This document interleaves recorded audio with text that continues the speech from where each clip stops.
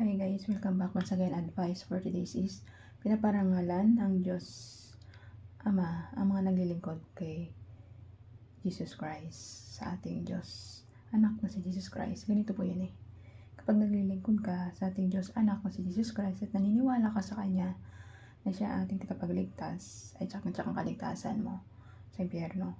Kasi ang naglilingkod sa Kanya, kailangan din niya natin pasanin ang mga hirap na dinanas ng ating Diyos Anak na si Jesus Christ. Halimbawa, di ba naghirap siya bago siya pinako sa krus? So, ganoon din tayo. Ang bawat mangyayari sa ating buhay ay ganoon din mangyayari sa atin, nangyayari kay Jesus, kay Jesus Christ. Ganito po yun Habang nabubuhay tayo dito sa ibabaw ng mundo, dadanasin tayo ng mga hirap, pasakit, at problema na mas higit pa sa dinanas ng ating Diyos Anak na si Jesus Christ. So kailangan lang natin na pagtibayin ating dibdib, lawakan natin pangunawa, lagi tayong magdasal, umawak lang tayo sa ating Diyos Ama, na lumikha ng langit at lupa, gagabayin at papatnubayan niya tayo. Hindi naman niya tayo ipapahamak, kahit sobrang laki naman ng problema natin, gagawa siya ng way para bigyan tayo niya ng tao na para makatulong sa atin, sa ating mga problema.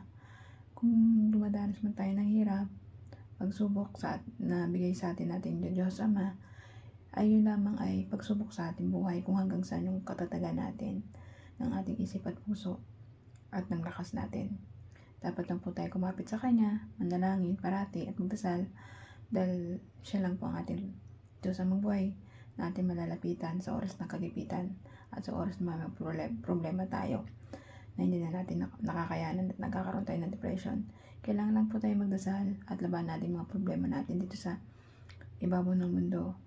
Kasi mga hirap na yan, dinadanas natin, panaparanan sa atin ng ating Diyos Ama para matuto tayo. Nasasaktan tayo dahil pinipili natin parati ang mga maling taong hindi nararapat sa buhay natin. Dapat na pinipili nating tao, yung minamahal tayo ng totoo at hindi tayo pinapahirapan at sinasaktan. Ganun yung mga taong nagmamahal sa atin. Pero kapag nasaktan na tayo, napulit-ulit, tama na, bitaw na. Pag naman dumaranas tayo ng mga problema sa buhay, financially, magdasal ka lang palagi at magbibigay ang Diyos Ama ng way, paraan para makatulong o makagawa siya ng paraan para masolusyonan mo yung problema mo financially. At para naman sa mga malalalim na problema dyan, halos hindi na kaya ng utak natin, huwag po natin masyadong dibdibin ang mga problema natin. Bagkos, magdasal lang po tayo sa ating Diyos Amang buhay na nasa langit. Ilinawagan niya ang isip mo at papatubayan ka niya sa mga dinaranas mong problema sa araw-araw, sa dinadanas mo ng isip mo palagi. Huwag mo siya isip ng problema, labanan mo yan. Kasi ang dasal lamang ating sandata dito sa ibabaw ng mundo, pinapasok lang tayo ng masasamang demonyo para mag-isip tayo ng mga walang kwentang bagay. Sabi nga natin, Diyos Ama, huwag kayong mag-isip ng walang kwentang bagay. Bagkos, magdasal lang po tayo para maligtas yung kaluluwa natin at makatulong tayo sa ating kapwa-tao. Kaya hanggang dito lang po ang advice. Ingat po tayong lahat and God bless.